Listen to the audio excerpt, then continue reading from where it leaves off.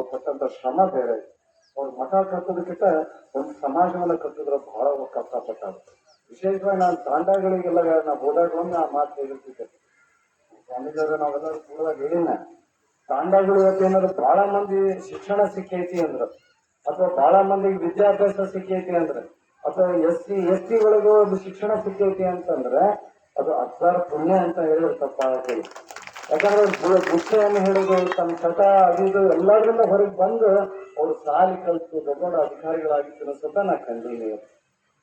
ಸದಾನಂದ ಅಪ್ಪಾಜಿಯವ್ರು ಬರ್ತಾರಲ್ಲ ಅಷ್ಟು ಗೌರವ ಕೊಡೋರು ಅವರೆಲ್ಲ. ಯಾಕಪ್ಪ ಅಂದ್ರೆ ಒಂದು ಇಡೀ ಜೀವನ ಹೆಂಗ್ ಬದಲಾಗ್ತೈತೆ ಅಂತಂದ್ರೆ ಒಬ್ಬ ಮನುಷ್ಯನ ಒಂದು ದಾರಿ ತಗೊಂಡ್ ಹಚ್ಚಿದ್ರೆ ಸಾಕು, ಅದೇ ಒಂದು ದೊಡ್ಡ ಕುಟುಂಬನ ಬೆಳಗಾಕ್ ಚಾಲು ಹೋಗ್ತೈತೆ. ಅಂತ ದೊಡ್ಡ ಕೆಲಸವನ್ನ ಸದಾನಂದ ಅಪ್ಪಾಜಿಯವರು ಮಾಡ್ಯಾರ. ಒಂದು ಕುಟುಂಬ ಅಷ್ಟೇ ಬೆಳಗಿಸಿಲ್ಲ, ಅವ್ರು ಸಾವಿರಾರು ಕುಟುಂಬಗಳನ್ನು ಬೆಳೆಸಿದಂತ ಪುಣ್ಯಾತ್ಮ ಅದ ನಾ ಪುಣ್ಯಾತ್ಮ. ಅಂತ ಪುಣ್ಯಾತ್ಮನ ಸನ್ನಿಧಿ ಒಳಗೆ ನಾವೆಲ್ಲರೂ ಕೂಡಿ ಇಷ್ಟು ವಿಜೃಂಭಣೆಯಲ್ಲಿ ಕಾರ್ಯಕ್ರಮ ನೆರವೇರ್ಸಕತ್ತೀವಿ. ಬಹಳ ವಿಶೇಷವಾಗಿ ನನ್ಕಿಂತ ನಾವು ಸುಮ್ಮನೆ ಹೇಳ್ಯಾರ ಹಿಂಗ್ ಕೊಟ್ರು ಹಂಗ್ ಕೊಟ್ರು ಅಂತೇಳಿ ನಾವೇನು ಕೊಟ್ಟಿಲ್ಲ. ನನಗ್ ಗೊತ್ತಿರೋ ಹಂಗೆ ಇಡೀ ಸೋಮನಕೊಪ್ಪದ ಸಮುದಾಯ ಏನ್ ನಮ್ಮ ಹಿರಿಯರ್ ಅದಾರಲ್ಲ, ಏನ್ ಆ ಹಿರಿಯರ ಜವಾಬ್ದಾರಿ ತಗೊಂಡಿರ್ತಾರ, ಅವರೇ ಹೇಳ್ಬಿಟ್ಟಿರ್ತಾರೆ ಏನ್ ಮಾಡ್ತಾರೆ, ಸುಮ್ಮನೆ ಏನ್ ಮಾಡ್ಬೇಕು ಏನಿಲ್ಲ ಅವರೇ ಹೇಳಿರ್ತಾರೆ.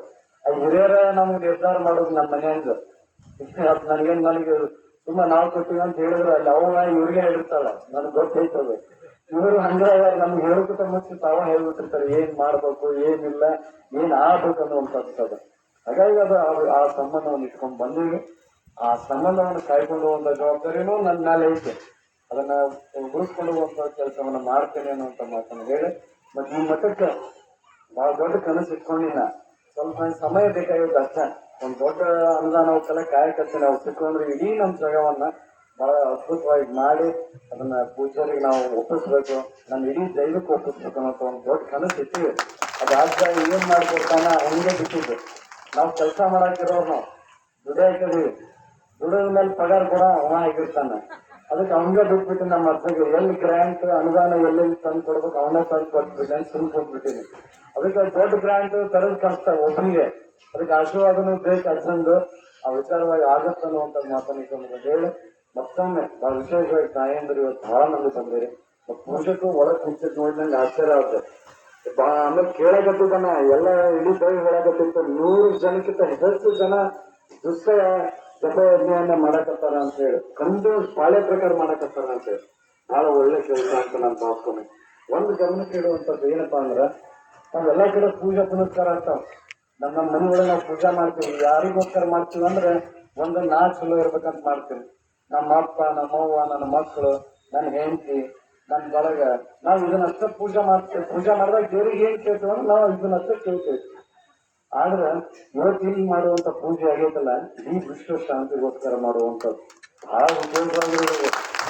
ಎಲ್ಲರೂ ಪುಣ್ಯ ಮಾಡಿರ್ಬೇಕು. ಇಂಥದ್ರಾಗ ಪಾಲ್ಗೊಂಡು ಇದು ಎಲ್ಲರಿಗೂ ನೀವು ಯಾರೋ ಒಂದು 10 ಮಂದಿ 100 ಮಂದಿ ಎಲ್ಲ ಒಳ್ಳೆ ಮಾಡಕತ್ತಾರಲ್ಲ, ನಾವು ಯಾರೋ ಅದ್ರಾಗ ಇಲ್ಲ ಅಂದ್ರೂ ಕೂಡ ಇಲ್ಲಿ ಬಂದು ಅವರು ಪೂಜೆ ಪುರಸ್ಕಾರದ ಪಾಲ್ಗೊಂಡ್ರೆ ಸಾಕು, ನಾವು ಕೂಡ ಈ ಪೂಜೆದಾಗ ಅದೀವಿ ಮತ್ತೆ ಇಡೀ ವಿಶ್ವ ಶಾಂತಿಗೋಸ್ಕರ ನಾವು ಪ್ರಾರ್ಥನೆ ಮಾಡಿವಿ ಅನ್ನುವಂತ ಮಾತನ್ನ ಈ ಸಂದರ್ಭವಾಗಿ ಇಷ್ಟಪಡ್ತೇನೆ. ನಾವೆಲ್ಲರೂ ಪುಣ್ಯವಂತರು ಅಂತ ನಾನು ಭಾವಿಸ್ಕೊಂಡು ಈ ವಿಶ್ವ ಶಾಂತಿದು ಇಡೀ ನಮ್ಮ ಜಗತ್ತಿಗೋಸ್ಕರ ಒಳ್ಳೇದಾಗ್ಲಿ ಅಂತ ತಾವು ಮಾಡಾಕತ್ತಿರಲ್ಲ.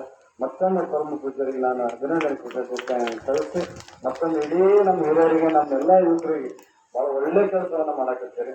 ಎಲ್ಲಾ ಕಡೆನೂ ಮೊದಲ ಸ್ವಲ್ಪ ಬಹಳ ದೂರ ಆಗಿತ್ತು. ನನಗೆ ಏನೊಂದು ನೋವು ಇತ್ತಂದ್ರೆ ಎಲ್ಲೂ ಸದಾನಂದ ಅಪ್ಪಾಜಿಯವ್ರ ಮಠಗಳೆಲ್ಲ ಮತ್ತೆ ಏನು ಕಡಿಮೆ ಅನ್ಸಕತ್ತಾರನ್ನ ಅಂತ ಅನಿಸ್ತಿತ್ತು ನನಗೆ. ಆದ್ರೆ ಈ ಕಡೆಯಿಂದ 3-4 ವರ್ಷದಿಂದ ಇತ್ತಾಗಿ ನೋಡಕತ್ತಿನಲ್ಲ ಬಹಳ ದೊಡ್ಡ ಬದಲಾವಣೆಗಳು ಕಾಣಕತ್ತಾವ. ಅದ ಬಹಳ ಹೇಳ್ತಿದ್ರು, ನೀವು ಯಾರು ಚಿಂತೆ ಮಾಡಕ್ ಹೋಗ್ಬೇಡ, ಸಂತಾನ ಬೆಳಿತೈತೆ ಅಂತ ಹೇಳ್ತಿದ್ರು. ಇವತ್ತು ನಾನು ನೋಡಕತ್ತೀನಿ ಸಂತಾನ ಮಾಡ್ತೈತೆ, ಅದು ಹೆಂಗ್ ಬೆಳಿತೈತೆ ಅನ್ನೋಕೆ ಇವೆಲ್ಲ ಸಣ್ಣ ಉದಾಹರಣೆಗಳಂತ ಹೇಳಿ ಮತ್ತೊಮ್ಮೆ ತಾಯಂದ್ರು ಎಲ್ಲರೂ ಬಹಳ ಶ್ರಮ ಪಟ್ಟು ಆಮೇಲೆ ನೀವು ಎಲ್ಲಾ ಮನೆಯಾಗಿ ನೀವು ಒಲಿ ಹಚ್ಚದ ನಿಂದಿರಿತೀರಿ ಅಂತ ಹೇಳ್ಯಾರ ನನಗೆ.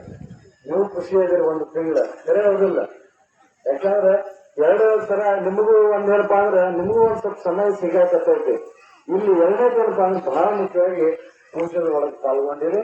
2ನೇದು ಇಂಥ ಪ್ರವಚನವನ್ನ ವಿಚಾರಗಳನ್ನ ನೀವು ತಿಳ್ಕೊಳ್ಳುವಂತ ಪ್ರಯತ್ನವನ್ನ ಮಾಡಿರಿ. ಇದು ಎಲ್ಲಿ ಆಗಪ್ಪ ಅಂದ್ರೆ ಇನ್ನಾಲಿಂದ ಮನೆಯಾಗಿ ಮಕ್ಕಳು ಅದಾರಲ್ಲ ಅವ್ರನ್ನ ಇಟ್ಟು ಕರ್ಕೊಂಡ್ಬರಕ್ ವ್ಯವಸ್ಥೆ ಮಾಡಿ. ಯಾಕಂದ್ರೆ ಅವ್ರು ನಿಮ್ ಮಾತು ಕೇಳ್ತಾರಿಲ್ಲ ಅಂತ ಅನ್ಬೇಡ್ರಿ. ನಮ್ಮ ಹಿರಿಯರ ಮಾತು ಈ ಕಡೆ ಕೇಳಂಗಿಲ್ಲ. ಅವ್ರು ನಿಮ್ ಮಾತು ಕೇಳ್ತಾರ್ರಿ. ನಮ್ಮ ಹುಡುಗರನ್ನ ಸ್ವಲ್ಪ ನಮ್ಮ ಹೆಣ್ಮಕ್ಳು ಬರ್ತಾವ ನಿಮ್ ಮಾತು ಕೇಳಿದ್ರೆ. ಆದ್ರೆ ನಮ್ಮ ಹುಡುಗರು ಏನದಾವ ಒಂದಿಷ್ಟು ಇನ್ನ ಬರಕತ್ತಿಲ್ಲ. ಮತ್ ಬೇರೆ ಕಡೆ ಅಡ್ಡಾಡ್ತಿರ್ತಾವು ಅವ್ರಿಗೆಲ್ಲ ಒಂದಿಷ್ಟು ಕರೆದ ನೋಡ್ತಾ ಒಂದ್ ತಾಸ್ ಕುಂತ ಹೋಗಂತ ಹೇಳಿ ಕೊನೆ ಬೇಸವ್ರಿಗೆ ಒಳಗ್ ಕಾಲಿಟ್ಟು ಒಂದ್ 10 ನಿಮಿಷ ಕುಂತು ಮತ್ತೆ ಹೋಗ್ಬಿಡೋರು. ಆಮೇಲೆ ಎಲ್ಲ ಒಂದ್ ಕಡೆ ಒಂದ್ ಸ್ವಲ್ಪ ಬೇರೆ ವಿಚಾರಗಳು ಬರಕ್ ಚಾಲು ಆಗ್ತೇವೆ. ಅದಕ್ಕೋಸ್ಕರ ಅವ್ರನ್ನ ಕರ್ಕೊಂಡ್ಬರುವಂತ ಕೆಲಸವನ್ನ ನೀವು ಶುರು ಕೂಡಿ ಮಾಡ್ತೀರಿ ಅಂತ ನಾನು ಭಾವಿಸ್ಕೊಂಡಿದ್ದೀನಿ. ಮತ್ತೊಮ್ಮೆ ತಮ್ಮೆಲ್ಲ ನಾನು ಮಾತು ವಿರಾಮ ಮಾಡ್ತೀನಿ. ನಮಸ್ಕಾರ.